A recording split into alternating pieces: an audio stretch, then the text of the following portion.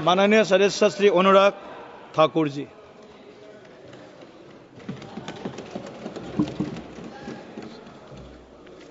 धन्यवाद सभापति महोदय। मैं माननीय प्रधानमंत्री जी को अपनी पार्टी का आभार प्रकट करता हूं, जिन्होंने मुझे वक्फ संशोधन विधेयक यानी कि उम्मीद unified Waqf management empowerment efficiency and development के समर्थन के में बोलने के लिए मौका दिया है। ये विधेयक नहीं, एक उम्मीद है। इस उम्मीद में एम्पावरमेंट है, एफिशिएंसी है, डेवलपमेंट है और कहीं ना कहीं इसी को देखकर आज जहां देश भर के लोग इसके समर्थन में हैं, वहीं Catholic bishop conference of India, church of Bharat, Kerala council of churches, Kerala Catholic bishops council और ऑल इंडिया सजदा नाशन काउंसिल, मुस्लिम राष्ट्रीय मंच जैसी अनेक संस्थाओं ने, चर्च से लेकर मुस्लिम की अन्य सभाओं ने इसका समर्थन किया है। उसके लिए भी मैं उनका बहुत बहुत आभार प्रकट करता हूं। माननीय सभापति जी, वक्फ को बदलने का वक्त आ गया है, क्योंकि यह अत्याचार और भ्रष्टाचार का एक ऐसा अड्डा बन गया है। उसको खत्म करने का और बदलने का समय आया है। भारत को वक्फ के खौफ से आजादी चाहिए, क्योंकि यहां पर ये जो पहले कांग्रेस के जमाने में बना वक्फ का कानून है, वह उसका मतलब तो यही था, खाता ना वही जो वक्फ कहे वही सही। यानी कि जहां पे कह दिया वक्फ की जमीन है, वो फिर वक्फ की जमीन हो गई। वो जिम्मेदारी उनकी नहीं है कहने की, बताने की कि ये कैसे उनकी जमीन है, लेकिन जिसकी चले गई वो बेचारा दर दर भटकता है और उसको इंसाफ भी नहीं मिलता है। मैं इसके बारे में विस्तार में बताऊंगा, लेकिन आज एक बार फिर कांग्रेस देश को और देश में भ्रम फैलाने का प्रयास कर रही है। एक और तो वो हाथ में एक लाल सी किताब लेकर चलते हैं, जो कहने के लिए संविधान है लेकिन संविधान नहीं है। अगर संविधान की आप इस कॉपी को देखेंगे तो आपको एहसास होगा कि बाबा साहब अंबेडकर का सपना था कि एक देश में तो एक ही संविधान रहेगा। आपने एक देश में दो विधान बनाने का काम किया है। आपको तय करना है संविधान के साथ रहना है कि वक्फ के साथ रहना है, वक्फ के साथ रहना है कि संविधान के साथ रहना है, आपको तय करना पड़ेगा। और यही नहीं, और जो लोग बड़ी बड़ी बातें यहां पे कर रहे थे, उनको यही कहना चाहता हूं, ये हिंदुस्तान है, पाकिस्तान या तालिबान नहीं। यहां बाबा साहब का संविधान चलेगा, काबिले का फरमान नहीं, मुगलिया फरमान नहीं चलने वाला। यहां पर एक नहीं अनेक ऐसे उदाहरण देखने को मिलेंगे। माननीय सभापति जी, आज हम केवल संविधान संशोधन पर चर्चा नहीं कर रहे, लेकिन एक ऐसे समानांतर सत्ता को चुनौती दे रहे हैं जो दशकों से अनियंत्रित रूप से अस्तित्व में है।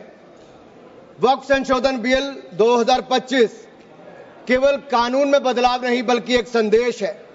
संदेश स्पष्ट है कि देश में एक ही कानून चलेगा, भारत का संविधान, और भारत के संविधान के ऊपर कुछ नहीं है।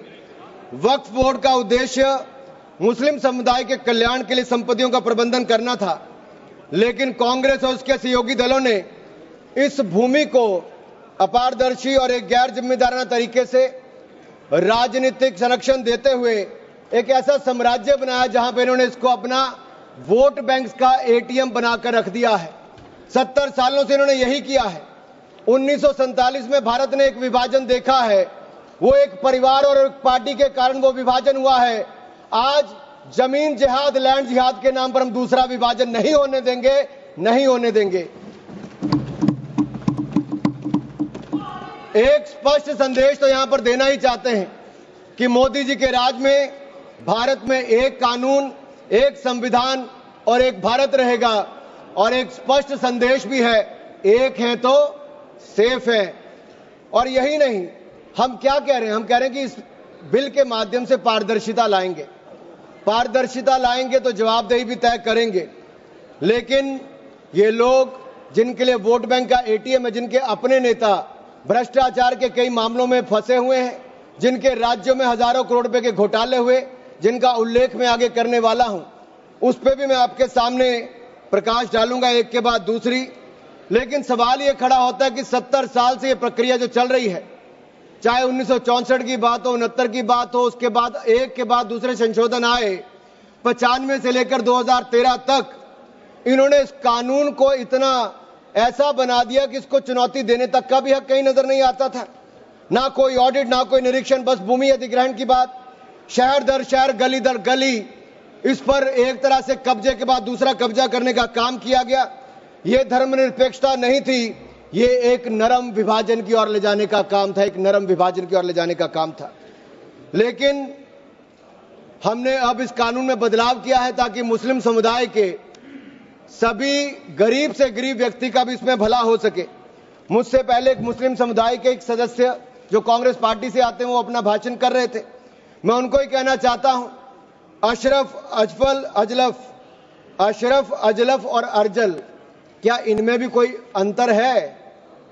और राहुल गांधी जी से पूछना चाहता हूं, और अखिलेश जी यहां पर पहले ज्ञान बांट रहे थे थोड़ा सा, क्या मुस्लिम समुदाय में भी जातियां हैं? क्या भेदभाव है? क्या छुआछूत है? लाल टोपी वालों का मैं बताऊंगा भी 2017 में जब आपकी सरकार आने से पहले घोटाले कितने थे? एक नहीं अनेक। लेकिन इनके काले कारनामे आज खत्म हो जाएंगे सर। ये विधायक कांग्रेस की तुष्टिकरण की राजनीति का अंतिम संस्कार करने वाला है, मैं विश्वास दिलाना चाहता हूं। This will be the last nail in the coffin of Congress politics of appeasement. अगर आप देखिए, इन्होंने इससे पहले भी पंडित जवाहरलाल नेहरू जी ने पहले तो देश के विभाजन करने में अपना काम किया, उसके बाद धारा 370-35 से देकर ऐसे जख्म दिए कि हजारों लोगों की मृत्यु हो गई। लेकिन ये नरेंद्र मोदी जी की सरकार थी जिसने धारा 370-35 को सदा के लिए खत्म करने का काम किया है। यह हमारी प्रतिबद्धता थी मुस्लिम समुदाय की बहनों की ओर। जो ट्रिपल तलाक से निजात दिलाने का किसी ने काम किया तो नरेंद्र मोदी की सरकार ने किया है। आपने तो वायदा किया था कि जो पाकिस्तान, बांग्लादेश और अफगानिस्तान में रह गए हैं उनको वहीं पर पूरा न्याय मिलेगा, लेकिन नहीं मिला। लेकिन उनको भारत में भी आकर अगर उनको नागरिकता देने की बात थी तो आपकी सरकार में 60 सालों में नहीं हुआ। सीएए कानून किसने बनाया? तो वो भी नरेंद्र मोदी की सरकार ने बनाकर वो काम किया है। मैं एक बात और इसमें कहना चाहता हूं, अगर इसमें एक के बाद दूसरा देखा जाए, कांग्रेस ने कहीं ना कहीं और कांग्रेस के सहयोगी दलों ने वोट बैंक के लिए संविधान का सौदा कर लिया है, और ये सौदा ही किया है। तभी तो हमने एक के बाद दूसरे उदाहरण देकर कहा कि आपने कैसे उसको अपना वोट बैंक किया, एटीएम बना के रखा। लेकिन ये जो बिल है, ये अन्याय की जड़ पर प्रहार है, और इस प्रहार के बाद सबको न्याय, न्याय और न्याय ही मिलने वाला है। हमने कहा है कि प्रत्येक वक्फ संपत्ति रजिस्टर हो, पंजीकृत हो, उसके आंकड़े होने चाहिए, और हर झगड़ा कानून के अंतर्गत हल हो, किसी डर और भय के अंतर्गत ना हो। आपको इस बात का क्यों डर है? अगर किसी को न्याय मिलता है, ट्रिब्यूनल के बाद अगर कोई हाई कोर्ट, सुप्रीम कोर्ट जाना चाहता है तो आप क्यों रोकते हो? देश में हर कानून के अंतर्गत, चाहे इनकम टैक्स का हो या कोई भी हो, आप एक के बाद दूसरे कोर्ट जा सकते हो। लेकिन वक्फ में ये कानूनी रोक क्यों लगाकर रखी थी? ये बिल जो कहा गया किसी धर्म के खिलाफ, ये बिल किसी धर्म के खिलाफ नहीं है। यह बिल भ्रष्टाचार, धोखा और धार्मिक सामंतवाद के खिलाफ है, और हम इसके खिलाफ रहेंगे। ये बात स्पष्ट है कि आस्था का विषय नहीं है। As long as prime minister Modi is the PM, the shops of appeasement will remain shut. This bill is not about Hindu versus Muslim. This is law versus lawlessness, constitution versus corruption, Bharat versus internal partition. और ये partition एक बार हो गया, अब आपके कारनामों के कारण बार बार नहीं होने देंगे। सर, मैं एक अंतर्राष्ट्रीय स्तर पे क्या परिस्थितियां वो थोड़ा बताना चाहता हूं। टर्की में 1923 के बाद 1924 में मिनिस्ट्री ऑफ वक्फ इसको एबॉलिश कर दिया गया, और वहां पे जनरल डायरेक्टरेट ऑफ फाउंडेशन बना, जो रेस्टोरेशन, मेंटेनेंस और यूटिलाइजेशन वक्फ प्रॉपर्टीज का करता है, और ये इसके बाद इसको लोगों की भलाई के काम के लिए पैसा लगाता है। कुवैत में भी ministry of Waqf and Islamic affairs है, ये एसेट, मस्जिद, स्कूल, अस्पताल, इन सबका देखरेख करता है और मॉडर्नाइजेशन के माध्यम से, टेक्नोलॉजी के माध्यम से इसका फायदा उठाते डिजिटलाइजेशन किया है। लेबनान में ministry of endowments and Islamic affairs है, जो इसकी मैनेजमेंट और यूटिलाइजेशन को सारे को देखती है और चैरिटेबल और कम्युनिटी के काम को देखती है। सीरिया में भी मिनिस्ट्री ऑफ वक्फ है, जहां पर एप्रोप्रिएट यूज हो, रेवेन्यू हो, चैरिटेबल पर्पस हो, उसके लिए काम किया जाता है। इराक में भी सुन्नी एंडोमेंट और शिया एंडोमेंट ऑफिस है और यह भी सीधा सेंट्रलाइज फ्रेमवर्क के माध्यम से काम करता है। सऊदी अरेबिया में जनरल अथॉरिटी ऑफ वक्फ है, जो इंडिपेंडेंट पब्लिक बॉडी है। सिंगापुर में MUIS है, जो स्टैट्यूटरी बॉडी है, वो मिनिस्ट्री ऑफ कम्युनिटी डेवलपमेंट के अंतर्गत है। ये वक्फ मैनेजमेंट के डिजिटल सिस्टम के माध्यम से काम करता है। इंडोनेशिया में भी इंडोनेशियन वक्फ बोर्ड है, जो इंश्योर करता है अच्छे काम करने के लिए, उनके भलाई के लिए। तुनिसिया में भी, इजिप्ट में भी, रशिया में भी, फ्रांस में इसी तर्ज पे काम किया गया है, लेकिन यहां पर ऐसा नहीं किया गया। यहां पे इसके खिलाफ ही काम करते रहे। चंद लोगों के हाथ में, राहुल गांधी जी कहते हैं कि चंद लोगों के हाथ में देश की संपत्ति है। राहुल गांधी जी सदन में नहीं, लेकिन मैं उनको बताना चाहता हूं, मात्र 200 लोगों के हाथ में अपने वक्फ बोर्ड दे रखे हैं और देश की लाखों करोड़ रुपए की संपत्ति उनको दे रखी है। क्या उनसे छुटकारा दिलाना चाहिए कि नहीं दिलाना चाहिए? क्या आम मुस्लिम को उसका लाभ मिलना चाहिए कि नहीं मिलना चाहिए? क्या मुस्लिम महिलाओं को, बच्चों को लाभ मिलना चाहिए कि नहीं मिलना चाहिए? क्या विधवाओं को लाभ मिलना चाहिए कि नहीं मिलना चाहिए? आप महिला विरोधी क्यों हैं? मुस्लिम विरोधी क्यों हैं? आप बदलाव विरोधी क्यों हैं? ये सवालों का जवाब आपको देना ही पड़ेगा। सर, एक कहावत है जो यहां पर बाहर कहा जाता है कि पता है यहां से बहुत दूर, पता है यहां से बहुत दूर और गलत और सही के पार एक मैदान है। पता है यहां से बहुत दूर, गलत और सही के उस पार एक मैदान है। मैं वहां मिलूंगा तुझे, और अगर वक्फ का बस चला तो वक्फ की संपत्ति बन जाएगा। यानी कि जिस पे भी नजर रखोगे वक्फ की संपत्ति बन जाएगा और उसमें से आपको इंसाफ मिल नहीं पाएगा, क्योंकि ऐसी हालत कर दी है। सर, अगर आप देखेंगे वक्फ की सच्चाई क्या है, भारत में ऐसा कौन सा कानून है जिसने आपका घर, आपका मंदिर, यहां के आपके पूरे गांव छीन लिए? भारत में कौन सा ऐसा कानून है जिसने आपका घर, आपके मंदिर, आपके पूरे गांव छीन लिए? ये ऐसा कौन सा कानून है जिसके खिलाफ आप कोर्ट भी नहीं जा सकते? ये कौन सा ऐसा कानून है जो संविधान से भी ऊपर है? इसका नाम वक्फ है, जो कांग्रेस के समय बना है। सर, इसने गुरुद्वारे हो, मंदिर हो, घर हो, गांव हो, सब पे कब्जा करने का काम किया है। एक तुगलकी भी फरमान है, सेक्शन 40, इसमें दान देने वाला किसी भी धर्म का हो सकता है, लेकिन देखभाल करने वाला मुसलमान ही होना चाहिए। ये मंदिर में तो ऐसा नहीं है। सरकारें मंदिर का, ये कर्नाटक की सरकार है कांग्रेस की, 450 करोड़ रुपया साल का आप इकट्ठा करते हैं, कहां खर्च करते हैं? कौन जवाब देता है उसका? एक एक रुपए का हिसाब आपको देना चाहिए था। क्या किसी मस्जिद का पैसा आपने लिया? क्या किसी वक्फ बोर्ड का पैसा आपने लिया? लेकिन कर्नाटक में जो घोटाले हुए सर, उसमें इनके राष्ट्रीय अध्यक्ष मल्लिकार्जुन खड़गे जी का नाम भी आता है, जहां पर क्या सर, यही नहीं,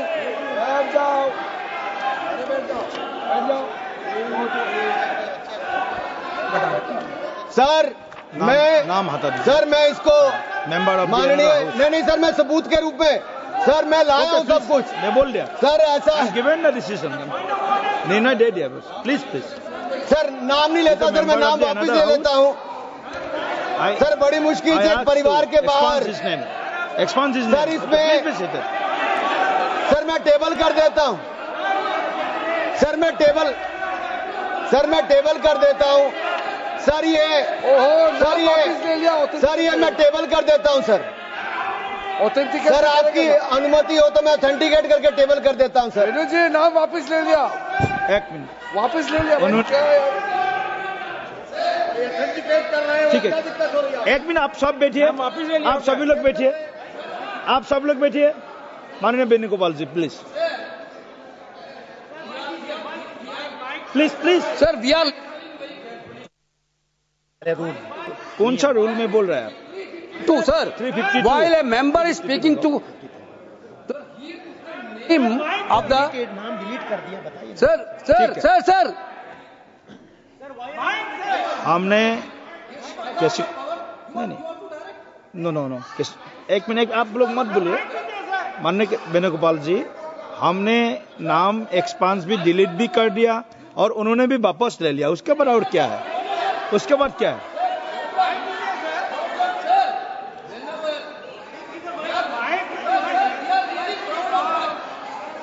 माइक दीजिए the mic नाम बुलाइए ना। एक मिनट वेणुगोपाल जी बोलिए, आप वेणुगोपाल जी बोलिए, हाँ। Please be sit all members please sit. sir while he is speaking he is totally misled the house, not only misleading the house, he took the name of honorable leader of opposition of Rajya Sabha here in a very bad way. We are really proud sir we are really proud of that. We are having a Congress president who came from the grassroots level of this country. Okay. With so people, he didn't like Mallikarjuna Kharge ji because he is leading by Okay. his casteism. Okay thank you that he- please continue sir आज please please माननीय सभापति जी, आखिरकार कांग्रेस ने अपनी जातिवादी सोच को सामने ले ही आए। ये कभी जाति के नाम पे, कभी क्षेत्र के नाम पे, कभी धर्म के नाम पर बांटने का काम करते हैं। मैंने किसी जात का नाम नहीं लिया था, लेकिन आप जाति को लेकर आए हो। और यही नहीं सर, ये रिपोर्ट देखिए, ये विधानसभा, कर्नाटक की विधानसभा में कांग्रेस के एक नहीं अनेक नेताओं के नाम आए जिन्होंने वक्फ की प्रॉपर्टी को खाने का काम किया है, हजारों करोड़ के घोटाले करने का काम किया है। इसीलिए आप लोग पारदर्शिता नहीं चाहते, इसीलिए आप लोग ट्रांसपेरेंसी नहीं चाहते, इसीलिए आप लोग जवाबदेही नहीं चाहते। सर मैं इसको ऑथेंटिकेट करके रिपोर्ट को रखना चाहता हूं। सर यही नहीं, ये तुगलकी फरमान जो थे, मैं कर देता हूं सर, अगर किसी की संपत्ति जिसके ऊपर उन्होंने कब्जा कर लिया हो, सर इसको साबित करने से उनको वक्फ साबित नहीं करना सर। ये जिसकी प्रॉपर्टी है बेचारा, उसको धक्के खाने पड़ते एक से जगह दूसरी जगह के लिए। सर ये आम व्यक्ति के लिए एक अभिशाप है। अगर सरकारी जमीन छीनी जा सकती है, गांव के गांव छीने जा सकते, तो आप कल्पना कीजिए आम इंसान की प्रॉपर्टी को कैसे किया जाएगा। सर नो ऑब्जेक्शन सर्टिफिकेट लेके जाना पड़ता है। सर वक्फ का साम्राज्य इतना बड़ा हो गया कि 9 लाख एकड़ जमीन जो लाखों करोड़ की है। सच्चर कमेटी कब बनी? आपकी सरकार के समय बनी। 2006 में उसकी रिपोर्ट आई। आप क्यों हाथ पे हाथ धर के बैठे रहे? क्यों बैठे रहे? उन्होंने कहा था कि साल का 12,000 करोड़ रुपए की आमदन हो सकती है। पिछले 20 सालों में 2.5 लाख करोड़ रुपए की आमदन हो गई होती।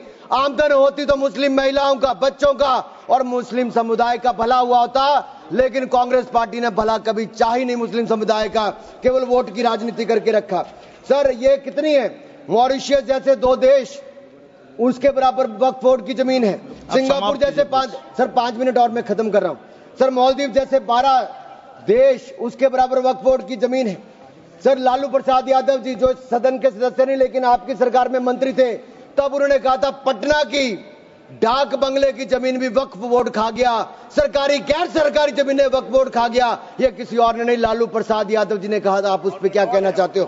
ऑन रिकॉर्ड के पे कहा है। गरीब मुसलमान भी सर इस कानून का शिकार रहे। सर राजस्थान में रामगंज में वक्फ बोर्ड द्वारा मुसलमानों की जमीनें खाली करा दी, मुस्लिम महिला मर गई। उत्तर प्रदेश में लाल टोपी वालों की सरकार में, सर ये लाल टोपी के काले कारनामे उत्तर प्रदेश में देखे हैं। इनके उस समय के मंत्री ने सैकड़ों एकड़ जमीन खा गए वहां पे बैठ के आप लोग। सर यही नहीं, काले कारनामे इनके और भी हैं सर। मैं सर ये सारा आपकी इजाजत से, सर ये मुस्लिम विरोधी भी है, महिला विरोधी भी है, पसमंदा विरोधी भी है, अहमदिया विरोधी भी है, गोरिया विरोधी भी है। सर यही नहीं, प्लीज बैठिए सर यही नहीं, आपका बारी आएगा, आप ये गरीबों के उत्थान के लिए तब भी कुछ नहीं कर पाए सर। आप बैठिए सर ठीक रिकॉर्ड रखने का इन्होंने कुछ नहीं किया सर। हम क्या कहते हैं, शिया हो, अहमदिया हो, महिला हो, पिछड़े वर्ग के मुस्लिम समुदाय के लोग हो, उनको इसका सदस्य बनाइए। आप क्यों उसको इसका सदस्य नहीं बनाना चाहते? आप मुस्लिम समुदाय में भी जातिवाद करते हो, उनके भी पिछड़े मुसलमानों को नहीं रखना चाहते।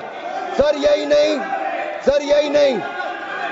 Sir Waqf is a state with in state. ये मुसलमानों का हक मारने का काम किया गया सर।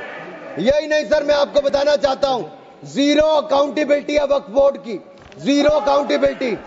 कैसा क्यों है सर? सर मनमोहन सिंह जी ने कहा था, कह सकता हूं, वेणु जी के नहीं कह सकता, कह देता हूं, पूर्व प्रधानमंत्री ने कहा था, आप सोच लेना किसने कहा था। पूर्व प्रधानमंत्री ने कहा था, Muslim must have first claim on our resources. एक सदा हिंदू विरोधी रहे हैं, ये केवल मुसलमानों के पक्ष में किया, लेकिन आपने मुसलमानों के लिए कुछ नहीं किया। अगर मुसलमानों को पक्के मकान, पीने का पानी, अच्छी शिक्षा, भोजन, ये सब किसी ने दिया है तो नरेंद्र मोदी जी की सरकार ने दिया है। धन्यवाद। यही नहीं सर, सर 3 मिनट में और सर खत्म कर रहा हूं। 1 मिनट में खत्म कीजिए। सर 1 मिनट में हो नहीं पाएगा सर। सर ये देखिए, सर ये देखिए सर, मैं रिपोर्ट लाया हूं सर, कहां से कहां तक इन्होंने, सर कहां से कहां तक इन्होंने राज्य दर राज्य कैसे हिंदुस्तान की जमीनों पे कब्जा किया है। सर ये देखिए सर, आंकड़े आपको दिखाते हैं, एक राज्य नहीं सर, केरल में, सर केरल में ये कहते तो हैं कि ये वायनाड के बेटे हैं, बेटी हैं, लेकिन वहां पे भी वक्फ का कहर जारी है सर। पापी वोट बैंक का सवाल है, आप वायनाड में भी चुप रहते हो, कुछ करते नहीं हो, और वायनाड का रहनुमा कहने वाली आज गायब है, और गायब है, और वहां पर भी उनकी संपत्तियों पर हो रहा है सर। इसलिए चर्च ने भी कहा सर, केरल में तो रोज ऐसे हो रहा है सर, बेलगाम हो चुका वक्फ बोर्ड, किसानों, मजदूरों, हिंदुओं की जमीनों को इविक्शन नोटिस दे रहा है सर। एर्नाकुलम में सर 404 एकड़ जमीन पर दावा ठोक दिया है, 604 पिछड़े ईसाई और हिंदू परिवारों के घर छीन लिए। त्रावणकोर में सर राज परिवार की जमीन खा गए। केरल में कांग्रेस और वामदल ने मिलकर बिल पास कर दिया। कर्नाटक में 15,000 एकड़ की कहानी मैं आपको बता चुका हूं। तिरुचिरापल्ली में सर इन्होंने एक गांव में 1500 साल पुराने प्राचीन मंदिर के साथ लगती जमीन सर, इस पे कब्जा करने की बात कही सर। सूरत के नगर निगम में सर मुगलों की संपत्ति बताने का काम किया सर। नगर निगम को भी सर बेट द्वारका के 2 द्वीपों पर दावा ठोक दिया है। क्या भगवान कृष्ण से पहले इस्लाम धर्म आ गया था? क्या भगवान कृष्ण से पहले इस्लाम धर्म आ गया था सर? यही नहीं, कल क्या आनंद भवन और नेशनल हेरिटेज पर आकर, मैंने अभी बार सुना था कि आनंद भवन और नेशनल हेरिटेज पर वक्फ बोर्ड अपना दावा ठोकने वाले हैं, तो दे दोगे क्या? बता दिया। और यही नहीं सर, एएसआई संरक्षित स्मारकों पर, एएसआई सुरक्षित स्मारकों पर भी सर यही नहीं सर, कर्नाटक में 53 ऐतिहासिक स्मारकों को वक्फ संपत्ति घोषित कर दिया है। मणिकाम ठाकुर सर यही नहीं सर, हम्पी सर्कल में 6 ऐसा संरक्षित कर लिया सर। यही नहीं सर, एएसआई के 120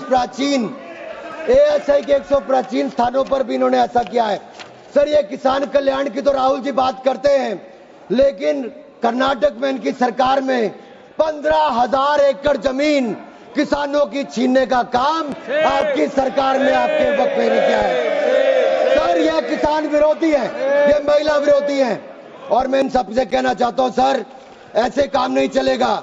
ये कहते हैं कि पुराने कानून के तहत न्याय मिल जाएगा सर, न्याय नहीं मिलता सर 1 मिनट कंक्लूड सर। आप देखिए, वक्फ की आय जो 12,000 करोड़ रुपया साल होनी चाहिए थी, आज 1 करोड़ 30 लाख रुपया रह गई है। कौन खा रहा है पैसा वक्फ बोर्ड का? कांग्रेस के नेताओं के नाम आते हैं सर। यही नहीं, पश्चिम बंगाल में 1100 करोड़ रुपए का, तमिलनाडु में 2000 करोड़ रुपए का, महाराष्ट्र में हजारों करोड़ रुपए के घोटाले हुए। इन सब की सरकारों में कहे गए, मैं सारे सबूत लाया हूं, सारी रिपोर्ट्स लाया हूं। आपका अनुरोध करता हूं सर कि सारे के सारे ऑथेंटिकेट करके मुझे रखने का मौका दिया जाए।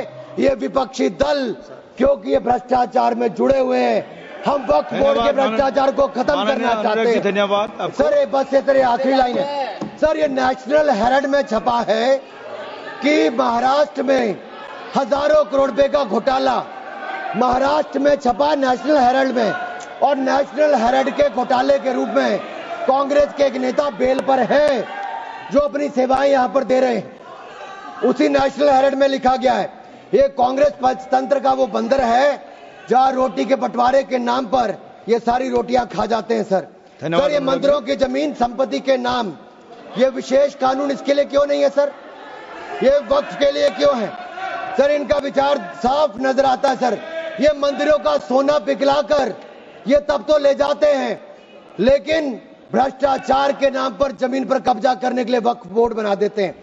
सर, हमारी सरकार वक्फ को पारदर्शी और जवाबदेह करना चाहती है। हमारे सेक्शन 40 पास काफी वक्ताओं का लिस्ट है, सबको बोलने का मौका देना है। लास्ट 30 सेकंड में last 30 second sir. Yes. Sir, आपने कहा था कि कोई बीच में टोका टोकी नहीं करेगा, लेकिन इन्होंने तो एक ऐसा जमींदार खड़ा कर दिया है जो एक नहीं अनेक ऐसी हजारों करोड़ रुपए की संपत्तियां खा गए। और कर्नाटक के कुछ नेताओं के, कांग्रेस के नेताओं के नाम है सर, ले सकता हूं, जिनके रिपोर्ट में नाम आया सर, विधानसभा में रिपोर्ट आई है सर।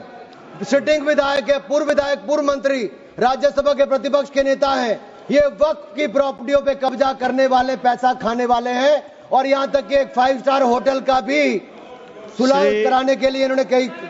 सर, मैं इतना ही कहना चाहता हूं, ये बिल मुस्लिमों के जीवन में एक बड़ा बदलाव लाएगा। हर वर्ष हजारों करोड़ कमाने का प्रावधान करके दिखाएगा। अच्छी शिक्षा, अच्छी सुविधाएं, अच्छे मकान, अच्छा इलाज और अच्छा भविष्य देने का काम ये नरेंद्र मोदी की सरकार में वक्फ बोर्ड का संशोधन बिल उम्मीद के माध्यम से एक नई उम्मीद बांध कर दिखाएगा, नई उम्मीद बांध कर दिखाएगा। बहुत बहुत धन्यवाद।